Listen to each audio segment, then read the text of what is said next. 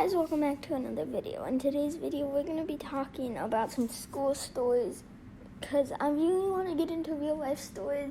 I don't know if you guys are going to like that though, but yeah. So these are my school stories. I'm not sure what game I'm going to be playing in the background, because I haven't edited this video, obviously, because I'm recording the audio. And I've been recording the audio first now, so I know how long I have to play for. So if this turns out to be a 30-minute video, which I highly doubt, I'll probably play something like Colony Control. I still might play Colony Control and edit it a little bit and but I don't know how I feel about editing 40 minutes of video just to get it down to 15 minutes. So we'll probably play a couple games of Mega Sky Wars or regular Sky Wars. I don't know. It depends how I feel. But yeah, this is some of my stories.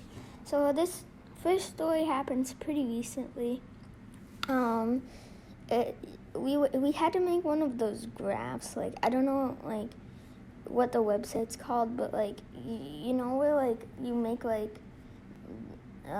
computer generated and it takes in a bunch of variables that you put into it, and it outputs a habitat, I think it's used to make different diagrams and stuff with different variables. For instance, the coronavirus data. I don't know if you've ever saw it, but the graph kind of blew up.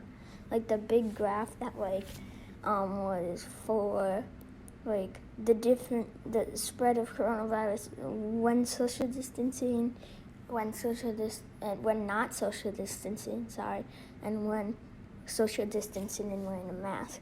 And I believe they also did when not social distancing but wearing a mask. And yeah, social distancing and the mask all helped. And the spread was 2%, I believe, for that time. Or if you was sorry. Yeah, it's 2% if you wear a mask at all and we're social distancing from someone, but it was a lot higher if you weren't. So yeah. Anyways, it was one of those graphs, and we had to make a steady population of three different things: grass, rabbits, and wolves. So not wolves. It was foxes or something. But I'll just call them wolves just because, I don't know. That just seems like it would fit better. So we had the three different things, and I was a little bit stuck on what to do. And then out of nowhere, Lion King just pops into my head going, everything's a pyramid. And I'm okay, so everything's a pyramid, pretty epic. And so what I did is I had the grass be 200, I had the rabbits be 100, and I had the foxes be 100. Wolf, foxes, same difference, right? Anyways, I had those both be 100, and one would say, why didn't you make it be 50? Because that would be more pyramid-like. Well, I did that because I didn't want the bunnies eating all the grass, so they needed natural predators to eat them, and then if they did that, they'd have enough. And it was kind of weird because all the bunnies kind of starved to death in the winter, so but it was the best thing I could find because this graph, all the winters are really harsh, negative 50-degree winters every single day, or not every single day of the winter, and really harsh. So every winter, everything would just drop, and it was so funny writing this on a graph because I could just see someone walking over and reading the question, have a steady graph, and then they just see the biggest jumps and the biggest decreases in the world if they didn't understand the background. So this graph was the most swervy thing that you could possibly think of, and it was what we were supposed to put in the answer. And I don't know why this was done. I mean, I feel it kind of just messed the people up because I shared my screen, right, because this was during Zoom class the other day, and someone's like, that ain't a steady graph, that's a loopty. So, I don't know, that's probably, I don't know what they're thinking with that one. I don't know. But, pretty interesting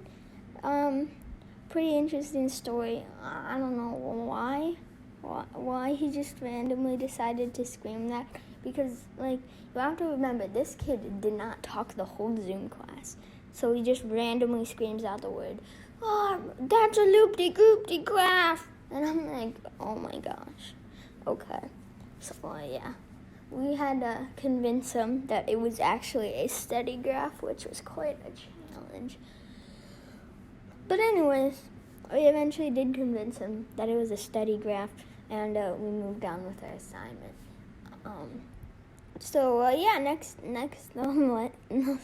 Next story, I guess. So this story is about when I was in So I was like 10 or 11. And this was like in the 4th grade. So I'm like sitting at my table, minding my own business, because if you don't know, I moved like to different school districts like every single year. So this is my first day of school. And I don't know, like I just sat there, right, kind of minding my own business. And yeah, we were like minding our own business. And I'm sitting there with 3 other people. Robert, Jean, and Antonio are all sitting at this table. And we're going out to recess. And no one really has anyone to play with. So I guess, like their plan was to, like, play with everyone at their group table. Because, like, they've already talked to them. But, so that was the game plan, right? But we're sitting at the table talking, right? Because... well, we're not talking. They're talking. And that's when we get our first assignment, which is tell your group mates about yourself. And I go first because I'm a strong believer that if you get it out of the way, you'll never have to deal with it again.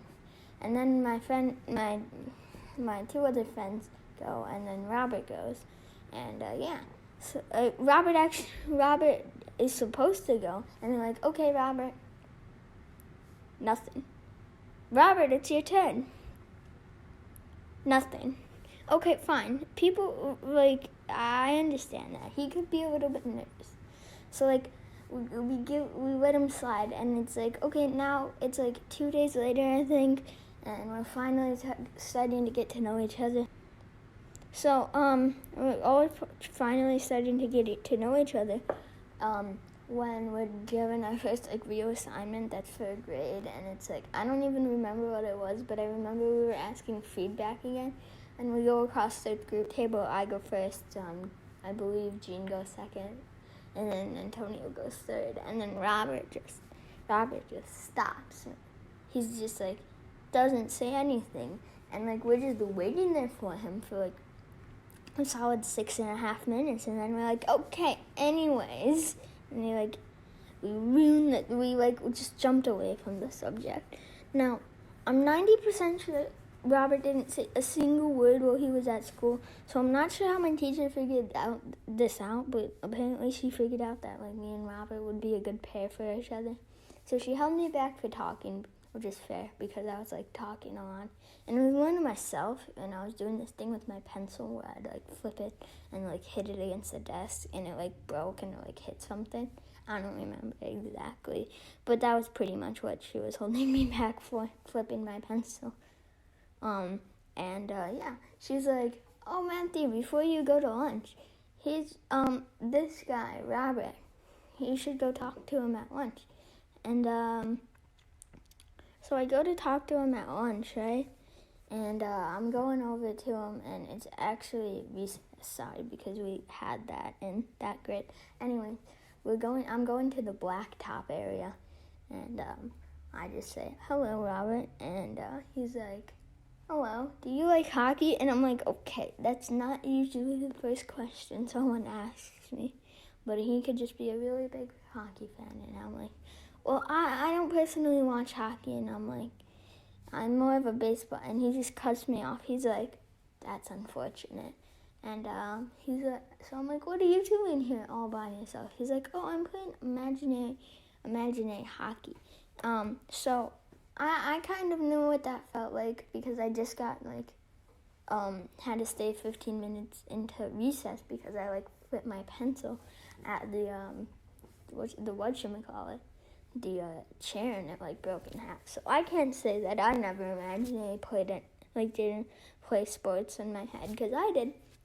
So I ended up, he was explaining the rules until the bell rang for recess, and we all lined up to go into recess.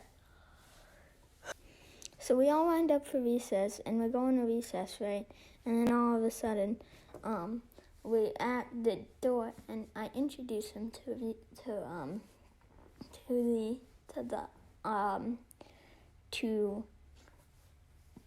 table, right? And and we've been friends ever since that day. He's my best friend, and I don't know.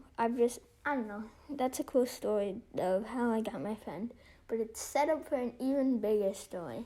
So fast forward a year, we're really good friends now. And I sit down and I'm like, I'm really not having a good day, Robert. And he's like, okay. And I'm like, I'm going to take over the world. And he's like, So we looked up how to create a micronation. And the first step is to gain territory. So we both took over our houses. And then we took over the lunch table that we got all of our friends into the Senate. You see, this is kind of like a bad thing, because our friends were not in it. They tried to disband the country. One of them even voted for a communist leader, and they became communists, and we had to flee to an off-land table, take over a completely different table. It was not a good start to the thing, but we eventually took over the new table, took back the other table, no more communists, kicked the other person out of the country for trying to be a communist. And well, I guess there's nothing wrong with being a communist. I guess he was being a communist dictator. So he tried to make the new USSR, which is not exactly what we had planned for our new nation. So we took that back, and the problem was we had 2 different lunch tables that we had to take control of. And I don't know. So we had an island and then the mainland. We ended up taking over 4 other lunch tables before the end of the year, and then school got shut down. And we took over the playground at our old school, because that's just like kicking toddlers off. We didn't actually do that in all seriousness. We kind of just claimed it as ours, and there was no resistance, so might as well be ours now. So we have a playground, 6 lunch tables. Wait, no, 4 lunch tables, because we changed every quarter. So 4 lunch tables, a playground, 2 houses, and a trampoline. So, yeah, that's the story of how we created our own nation. Step 1's complete. We have the territory. I think I'm going to try to expand a little bit more. Step 2, get recognized by the United Nations. Now, I'm not sure about you, but who wouldn't want to recognize a nation ran by a bunch of 12-year-olds? I personally think this is a great experience. Anyways, thanks for watching the video. Hope you enjoy. Comment down below if you want me to make another one of these videos, because I had fun recording this, and by far this was the longest video I've recorded, and it flashed by. So yeah, if you did enjoy the video, make sure to like and subscribe, and I'll see you next time. Bye!